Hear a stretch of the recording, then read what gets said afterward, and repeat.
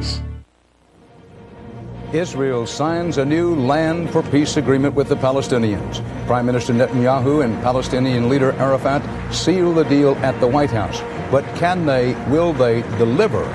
And the snag that almost wrecked it. Israel either asked for or demanded freedom for convicted American spy Jonathan Pollard. The ultimate in negative campaigning, this candidate is now charged with murdering his opponent and the man who blazed the Appalachian Trail, 2,000 miles and 2 incredible feet.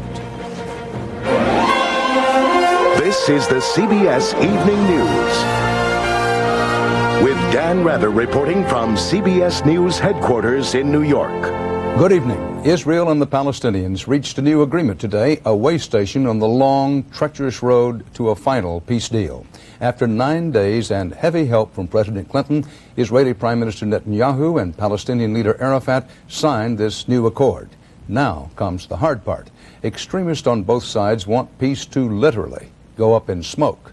CBS News White House correspondent Scott Pelley begins our coverage. Scott?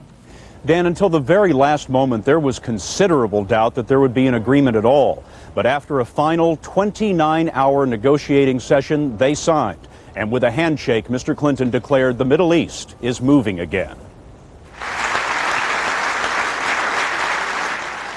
Closer to the day when they can live peacefully as true neighbors, with security, prosperity, self-governance, cooperation, and eventually, God willing, genuine friendship.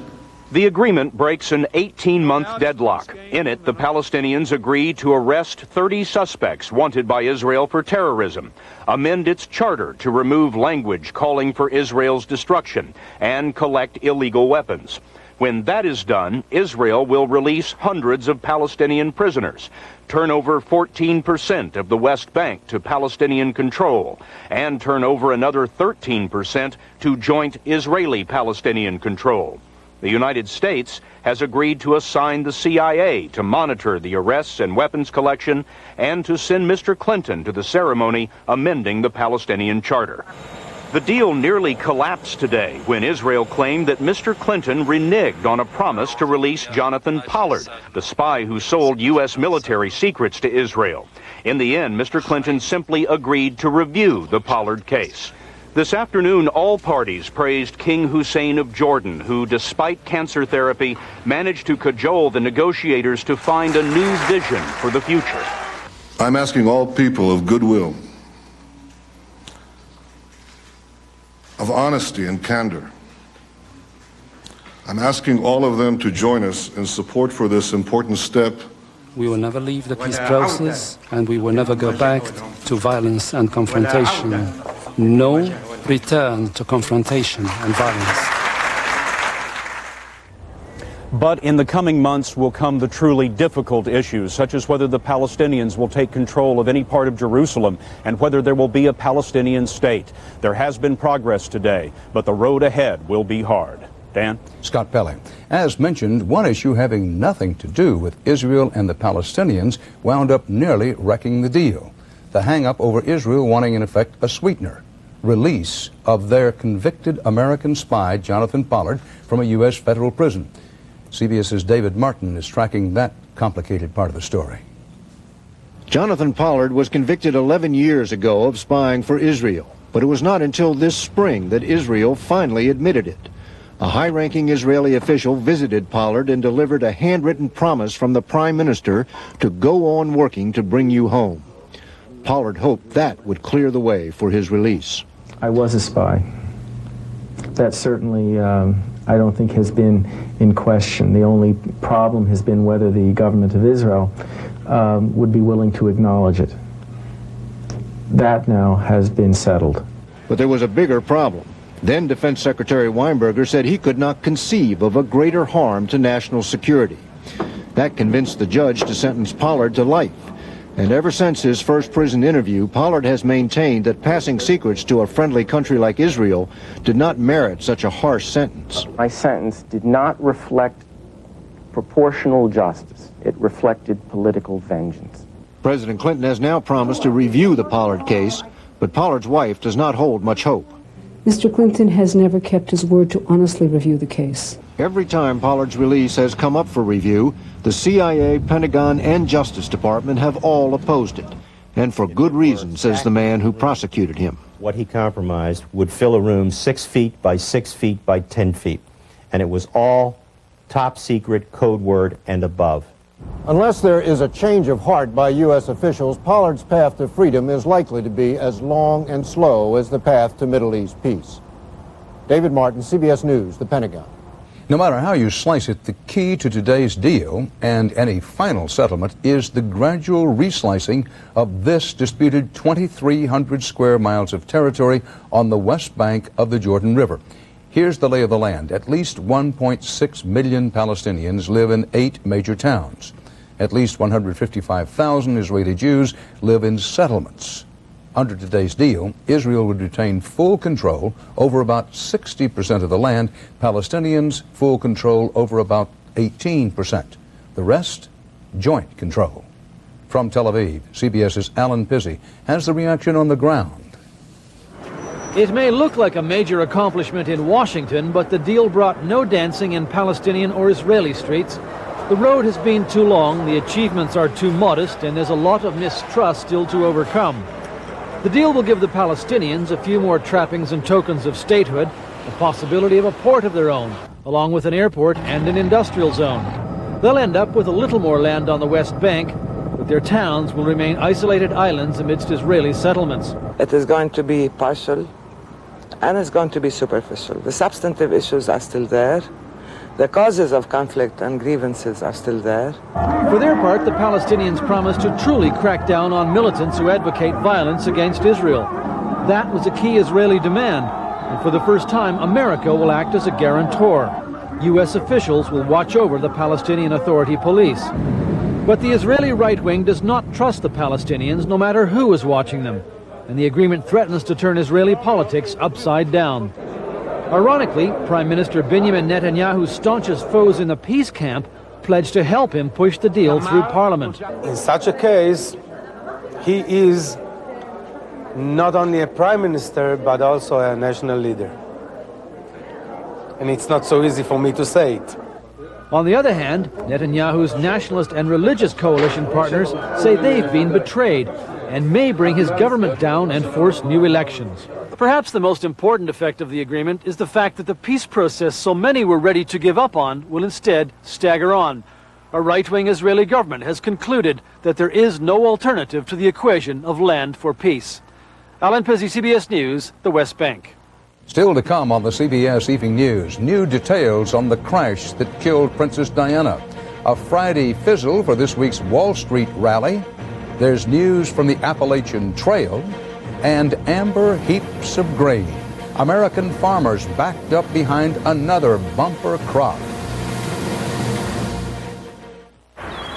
Morning seems so much brighter after a good night's sleep. That's why I love my Tylenol PM.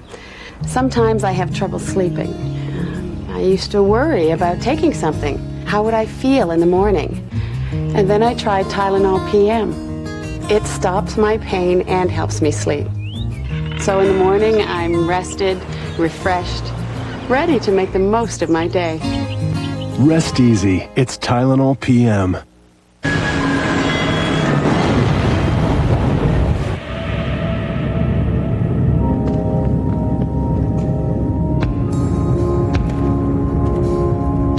The truck is here.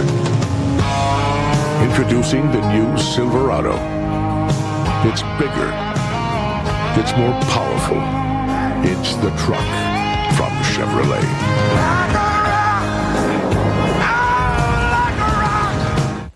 Most cold medicines can raise your blood pressure. If you have high blood pressure, don't take chances. Get the facts from the American Heart Association. This message is brought to you by Coricidin HBP, cold medicine specially formulated for people with high blood pressure. When you have problems here, and here, Maximum Strength Help is here. From Osteo-Biflex, the #1 brand. New Maximum Strength Osteo-Biflex from Sundown. Long-term help to repair, rebuild, renew. This is one of the more bizarre stories of Campaign 98. A candidate for office in Tennessee was arrested today and charged with murdering his opponent. CBS's Byron Pitts has details. Friends say 34-year-old Byron Looper had a troubled past, but wanted to be a star in Tennessee's Republican Party in the worst way. So hours after investigators found the body of his political opponent, State Senator Tommy Burks, with a bullet in his head, word spread Looper had disappeared. And soon the whispers started. I don't know whether he's capable of doing it or not, but there's a possibility if he wants an office bad enough. Early today, whispers changed to criminal charges. Around 1:15 Central Time a.m. this morning, Putnam County Property Assessor Byron Looper was arrested by local police while attempting to return to his home in Cookeville. Police would not discuss a motive, a murder weapon, or if there are any other suspects. He is presently charged with first-degree murder in Cumberland County. Looper was already facing trial on corruption charges, plus a $1.2 million civil suit filed by his ex-girlfriend. Even before today's arrest, most agreed Looper was a long shot. You would have to be almost crazy to try to vote that man into office. So there's now a campaign to elect the slain senator's wife as a write-in candidate. As for Looper, the candidate who changed his middle name from Anthony to No Tax, he's still the GOP nominee listed on the ballot, a name that will be remembered long after Election Day. Byron Pitts, CBS News, Atlanta. The investigation of Princess Diana's death in a Paris car crash is not over, but alleged results of tests on the Mercedes are leaking out. The Associated Press quotes two sources as saying there were no problems with the car's brakes or airbags. Driver Henri Paul was going 62 miles an hour, twice the speed limit, but much lower than other reported speeds. And according to these reports, the Mercedes did indeed have a brush with a Fiat Uno before crashing.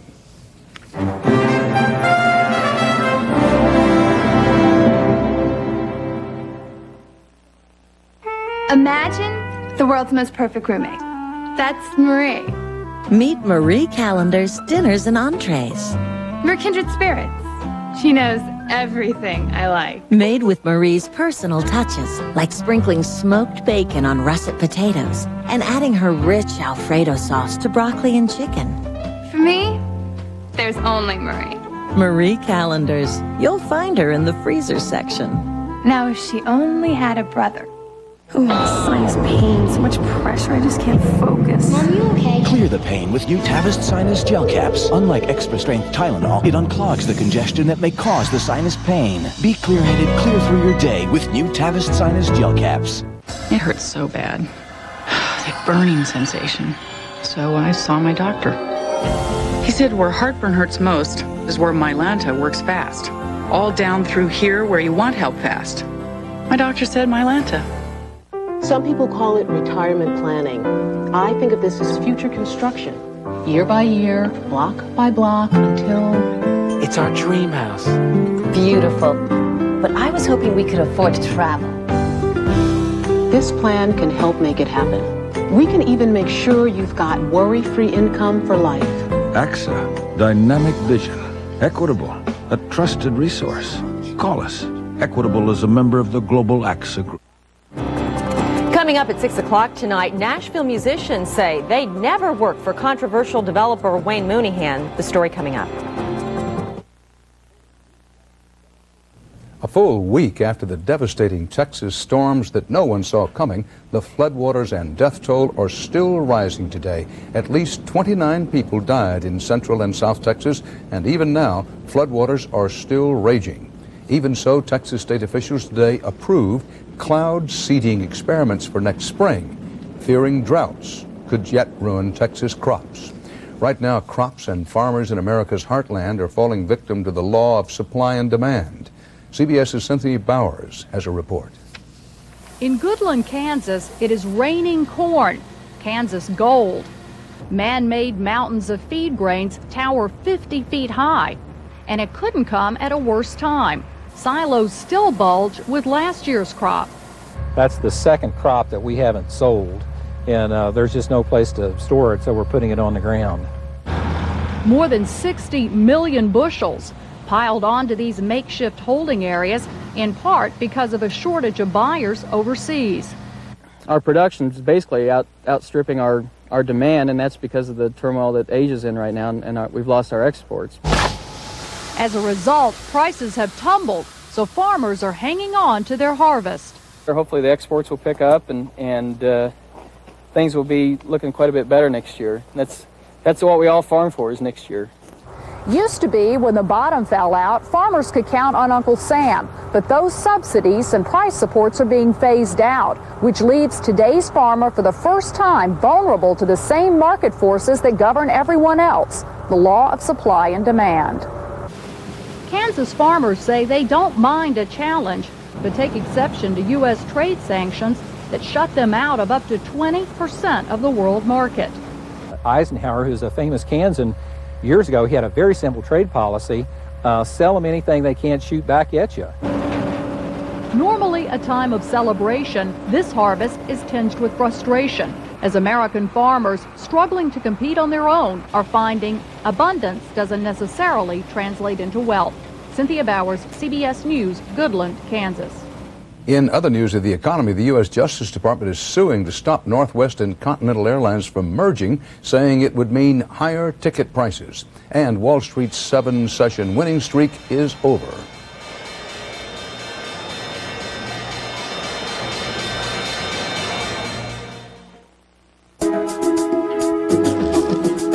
We ease life's pressures. We help make lives more memorable. We're the people of Pfizer. We develop medicines that make the world a better place. We help people love one another. We help keep families strong. We take care of best friends. We spend over $2 billion a year on research. That's why we believe we'll introduce more new medicines for more diseases than anyone else. At Pfizer, we're not just looking for cures for the future. We're going to find them. We know in our hearts the only thing incurable is our passion. Pfizer, life is our life's work. Buy a set of 4 selected Goodyear tires before November 28th and get a $50 or $100 U.S. savings bond. For the retailer nearest you, call 1-800-GOODYEAR.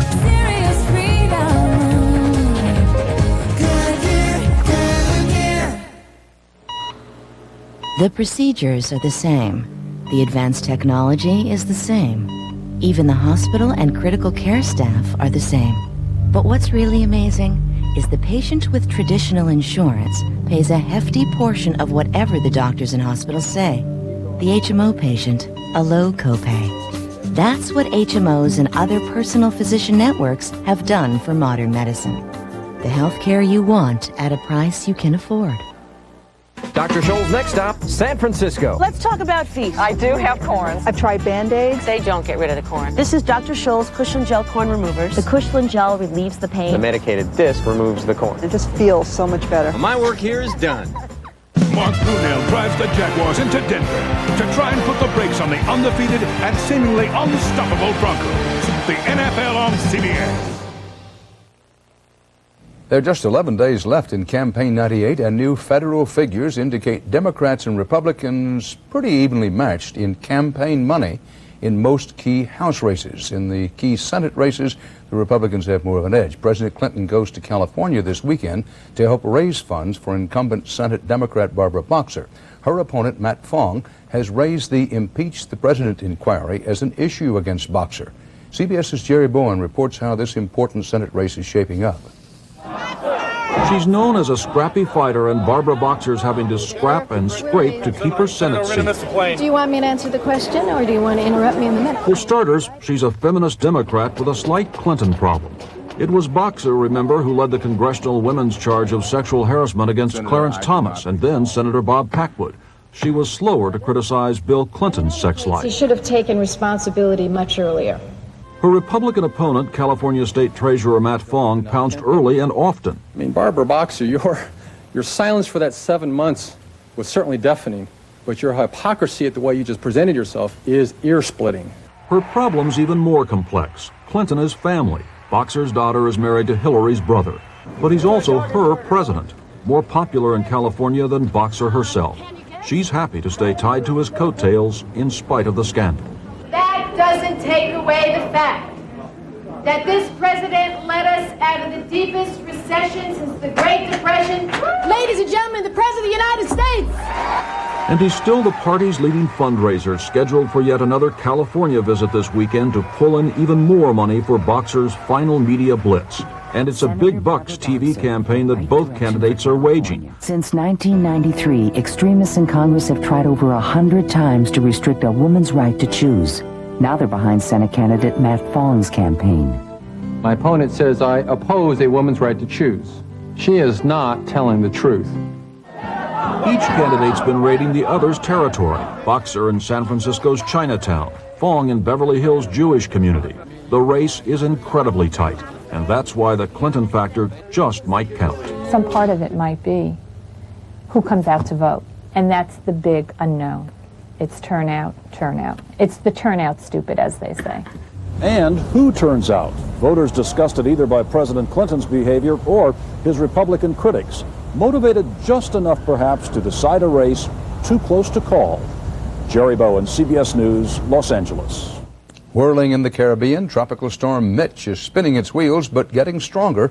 This slow-moving storm is expected to reach hurricane force and make an eventual turn northwest, but it is not clear yet whether it will become a threat to the U.S. mainland.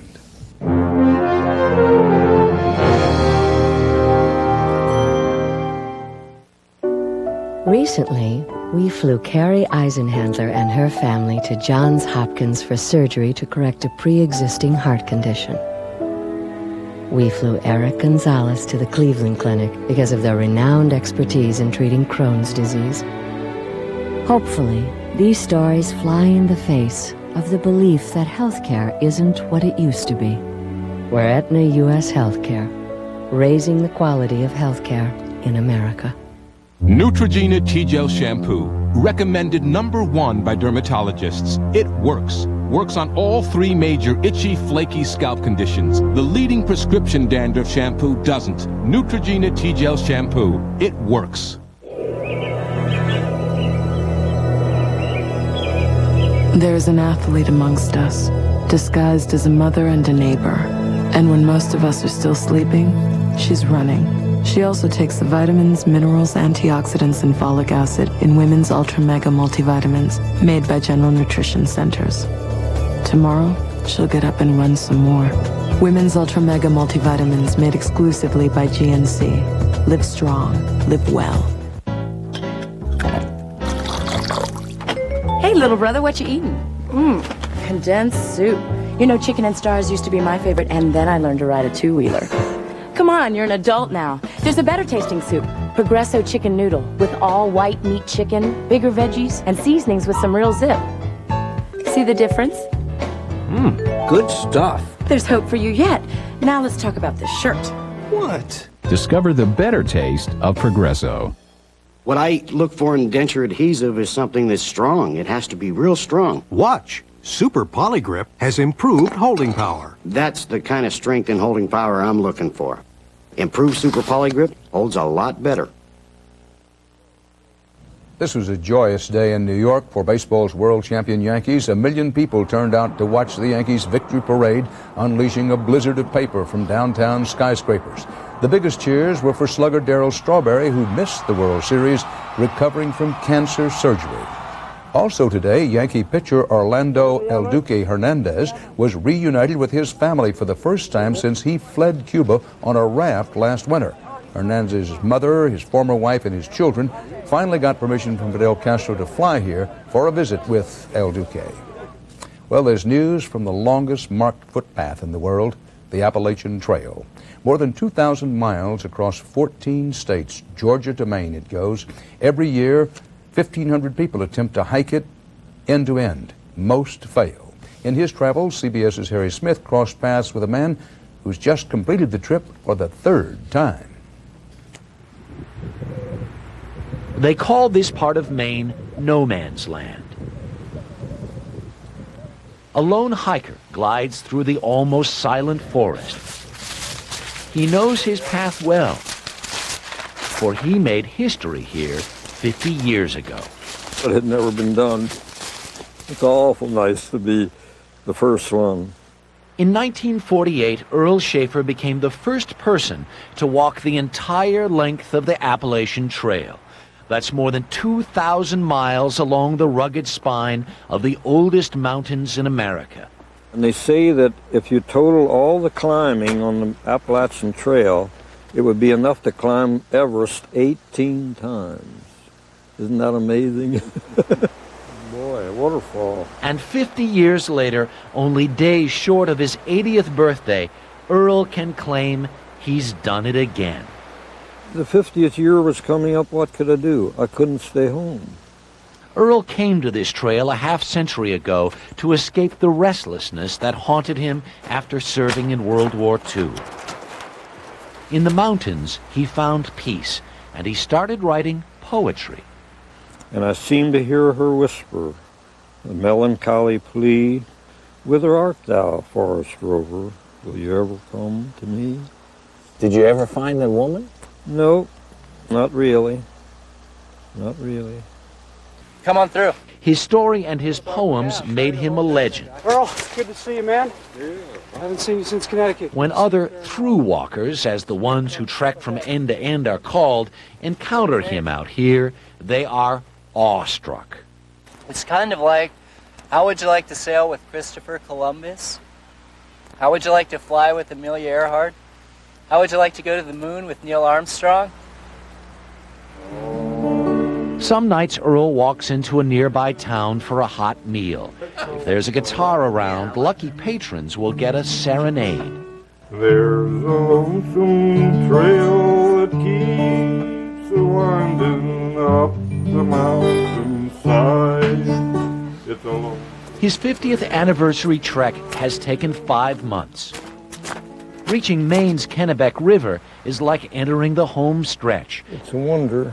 And Earl's as surprised as anyone at just how good a trip it's been. I thought by the time I got here I'd be almost crawling on all fours.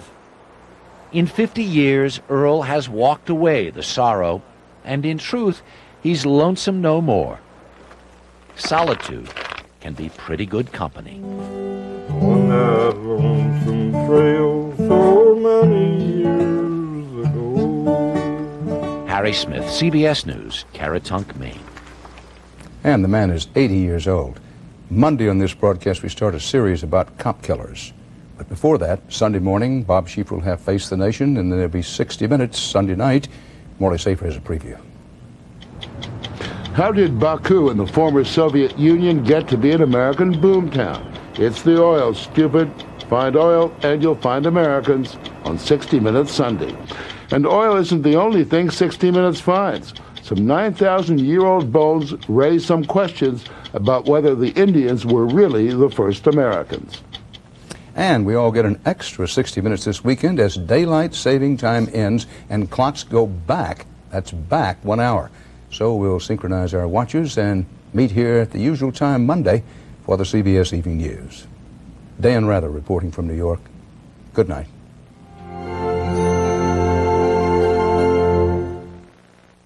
They killed a cop and fled to a foreign country. Why won't that country send them back? You won't believe it. Getting Away with Murder. Eye on America. Monday on the CBS Evening News. CBS.com. For news 24 hours a day. Experience you can trust. CBS News.